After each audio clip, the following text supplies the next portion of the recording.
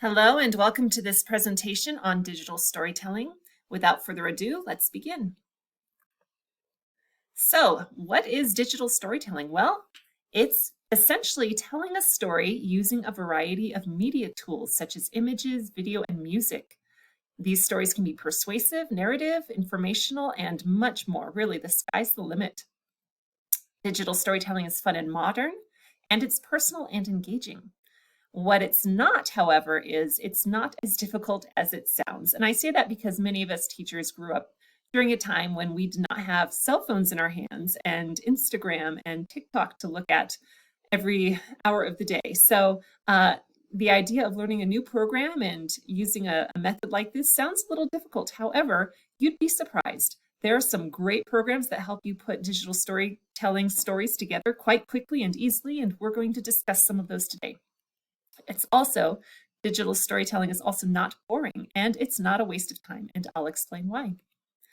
One of the reasons it's not a waste of time is because of its relevancy to the area of English language arts. So by using digital storytelling, your students can demonstrate their knowledge of essay types.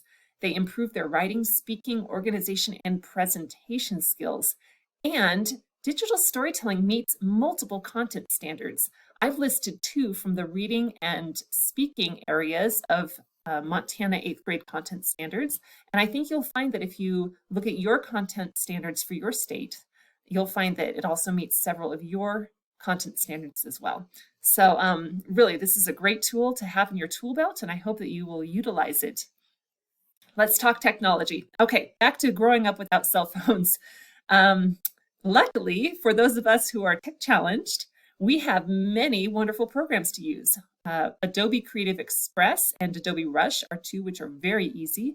We've got Canva, which is free and online, Capwing, and WeVideo. And for the sake of this presentation, I'm actually going to go ahead and we're going to take a look at Adobe Express just to give you an idea of what it's like. So this is a digital story that I put together. And as you can see, you insert different slides down here at the bottom. I can add slides, and to these slides, I can add text, video, photos.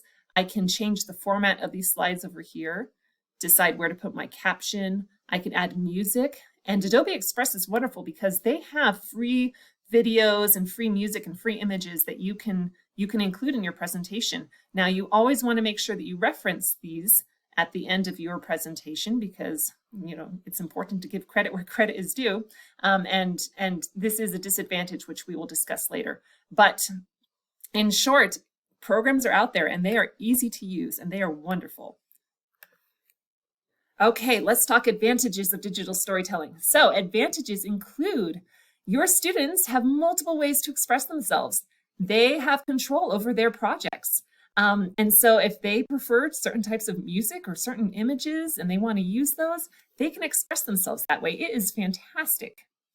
It also helps them to develop deeper understanding of story and essay elements because they have to know what those elements are and then weave them together through the use of images and music and video and all of those media options, and they have to weave them together in a cohesive way. So digital storytelling also allows for unique perspectives and enhanced creativity. And I mentioned this a little bit ago, student autonomy and control. They have control over their projects. This is great for them. They get to choose their pieces. They get to choose their storyline. It's fantastic. It really gives them a sense of well-being and a sense of control, and it's really just a fantastic tool and a fantastic assignment for them. Also, using digital storytelling builds 21st century skills. Okay, so we're talking productivity, we're talking creativity skills, we're talking media and technology literacy. These are skills that they're going to need throughout their lives, and they're building them by participating in this type of assignment. Okay, so as I mentioned before, also there are disadvantages. One of them is the fact that we will need to learn a few new tech tools, and there is a learning curve, especially for those of us who are a little older. The students, probably not so much. They probably know how to put together videos, maybe not. And so for those who don't, it's important for us as teachers to know so that when they ask, we can help them. This type of assignment is probably not appropriate for primary grades. Again, because of the type of tech that's being used, we're going to want students who have a little bit more experience in that area. And because of the access to the internet and whatnot. So secondary grades, should do fine with this, but primary grades is probably not in their area. So also, if you're a traditionalist, these kids are not going to be writing 500-word essays for this project. So if you're looking at traditional writing skills and essay building in terms of typing and actual words on a page, that's not what you're going to get with this type of assignment. So that is something to be aware of. Also, perspectives. These are one-sided. So the creators of these stories, they're telling their perspectives. The listeners do not get the other side of those perspectives. So it's important to let our students know, if they are watching these presentations, that there could be other sides, especially for those stories that might be persuasive. Additionally, I mentioned this, copyright laws and references. This is important. Our students must know how to reference their sources. And there are copyright laws. So some of the sources are free, depending on where they get them. Some might have to be paid for, but all need to be referenced. Student data privacy and district approval. This is another disadvantage because some of these programs, for instance, the Adobe Suite, that's going to require that costs. And so you're going to need district approval for something like that. And as far as student data privacy, some of the other programs that I mentioned, like canva.com, you do have to log in to use those programs. And that's going to require, again, login information. So when it comes to student data privacy, you're going to want to make sure that your parents are aware and give permission, and that your students are aware of, digital citizenship and whether, and how to keep their private life private, because you never know who's collecting their information. So these are the disadvantages with using this type of tool. But again, lots of advantages too. So weigh in on these and consider them carefully. Okay, universal design for learning. So engagement, this is kind of up to the teacher, but I think you'll find that, when you show examples of these to your students, they're going to perk right up, oh, video, we're watching a movie. And then when you include the fact that they get to use modern media tools and that they're in charge of what they select for their slides, you're going to have so much interest in this project. I have no doubt that your students will be excited and eager to join in. So there really is increased engagement with using digital storytelling. And also increased representation. Again, this depends on the teacher. And how you present this assignment to your students. You're going to want to use different media. You're going to want to, maybe have a slide presentation, images, text. Make sure that you allow for questions and answers, and to give them answers for their questions. Because if they're asking questions, they're thinking ahead, and they may need to understand some of the things that go, the things that go on in this sort of assignment. So again, this is kind of an area where the teacher can work with students and develop and increase. So action and expression.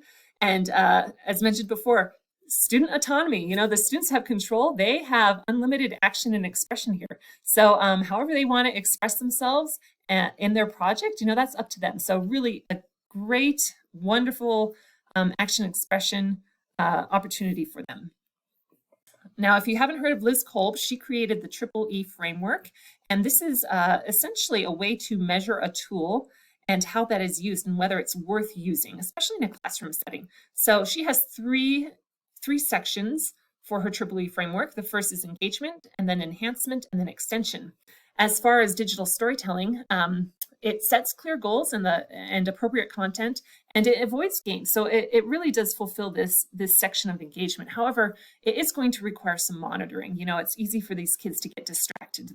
They go on looking for a certain slide and they see a video of Grumpy Cat and they get distracted easily. So we're going to need some monitoring for this kind of project. Additionally, unless the teacher decides to group students or pair students together for these assignments, this digital storytelling assignment does lack social support because they're not working with other students for their stories. But again, that's up to the teacher. So that is an area that can be, smoothed over depending on the teacher and how they want to work that. Enhancement. So yes, high-level thinking skills, definitely. Multiple representations with the different media that's being used. However, again, back to the teacher knowing how to use these tech tools, the teacher is going to have to be aware because students are going to have questions. So there is going to be some guidance necessary, and the teacher should be aware of that. As far as extension, back to those 21st century skills, these concepts that the students are learning by completing this assignment are going to carry with them throughout their life. So again, like creativity skills, media and tech literacy, these are things that they're going to need and they're going to use. So it's wonderful to be able to give them an opportunity to build these skills. This digital storytelling is also representative of student diversity because these are personal stories coming from the students themselves.